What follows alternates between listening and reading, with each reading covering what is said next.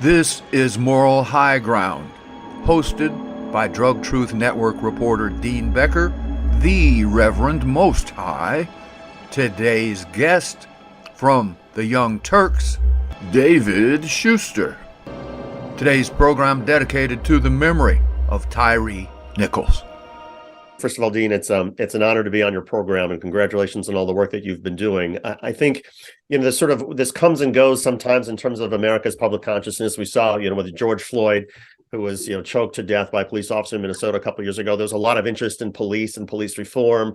And then we've seen, the First Amendment auditors are trying to help educate police and educate everybody on what our constitutional rights are. And I think there's a renewed interest again, sadly, because yet another young black man, Tyre Nichols, was murdered Friday night. And what was so interesting to me about Memphis is that Memphis is a city that has actually implemented some reforms with their police department in the last couple of years. They have tried to have de-escalation training. They have had encouraging conversations with police officers saying, if somebody uses excessive force, you need to report that.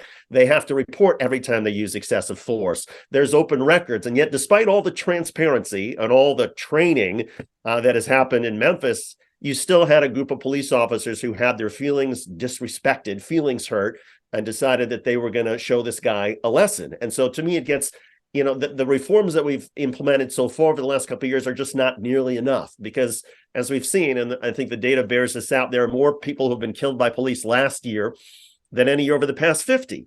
And there's an average of 3 people every day, 3 Americans every day who are killed by cops. We're talking more than 1,000 a year. And you compare that to the number of sanctioned executions by the state or the federal government, federal executions where people actually get plenty of chances to appeal and have their cases reviewed. That's about 20 a year. So, the numbers are it's insane. And for whatever reason, we have agreed in America that, if somebody poses any danger to police, or if police suspect somebody poses a danger to them, they can use excessive force and they can show them who the boss is. And it's to me, it's not enough that these cops were fired. It's not enough that, and credit to the Memphis Police Department, they took quick action, they suspended the police and they fired them. But we need a fundamental transformation of police culture in America, something that fundamentally changes the way these interactions happen and the attitude that police bring to ordinary citizens like you and I, and unfortunately all these people who are. He's been on the air now going on 22 years,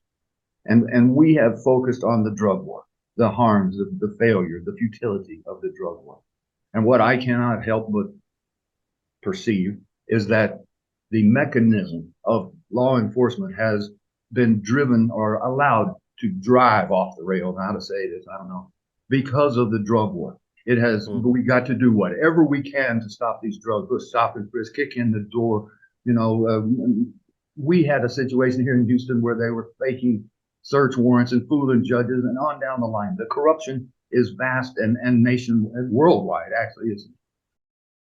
And to me, look, I think, you've been identifying a key issue, and that is, there's been, this effort, for the last, several decades to have this, quote unquote, war on drugs, as I think what Ronald Reagan called it. This idea that we need to rid drugs from our society. And sure, there are drugs out there that kill people, and there are drugs that, change people's lives for the worse. And it's maybe a scourge in our society. But again, people who are using drugs generally are non-violent people. And yet there's an incredible amount of violence that our law enforcement is bringing to this effort to try to stop drugs, whether it's, no-knock warrants or bursting in the door, or running at somebody with their with hands on a gun because that person may be sort of dealing drugs. And it doesn't sort of make any sense. The people who are using drugs, the people who are dying from drugs, they're suffering. We don't need to add law enforcement making them suffer even more. And so I know there's a movement afoot to try to, decriminalize drugs and to, have police back off on non-violent offenders, whether they're drug users, whatever else.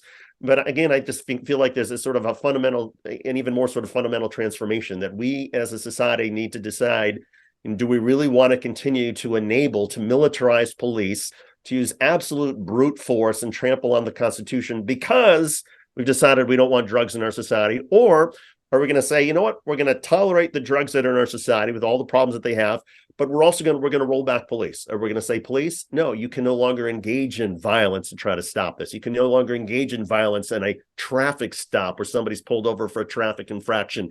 The cost to our society, it's bad enough because of drug use. We don't need to add in the cost to our society that is caused by cops who are going to do absolutely anything to try to stop it.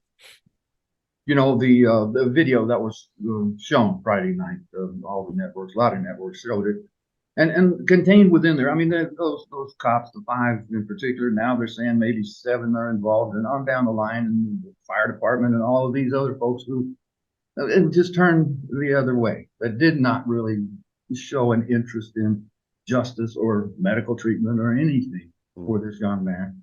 And what I perceived, to me, it looked like a gang initiation. It looked like a prison beating. It had no semblance to actual law enforcement. Your response there, David Shuster. Yeah, no, I agree. It looked like they had undergone absolute no training whatsoever, that there were no protocols. It was like they were just sort of going wild. And, you think back to how this sort of all unfolded. They claimed that he was, speeding, that he was being reckless. Well, how many of us have, violated a speed limit before? I've driven, 45 in a 25 zone. If I had been pulled over, maybe they could have charged me with, reckless speeding, whatever it was.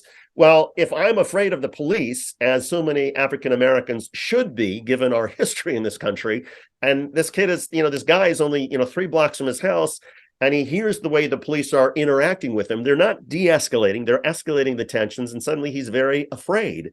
And so he runs. Well, because he runs, and again, he's unarmed, now the police are angry that somehow he's been, disrespectful, that he's not obedient. So that somehow gives them license to just beat the crap out of him and sort of laugh about it. And then when paramedics arrive on the scene, paramedics don't do anything. I mean, this sort of lack of humanity, treating somebody like you're less than human because you decided to show some level of disrespect to the police, because you decided to try to run from police.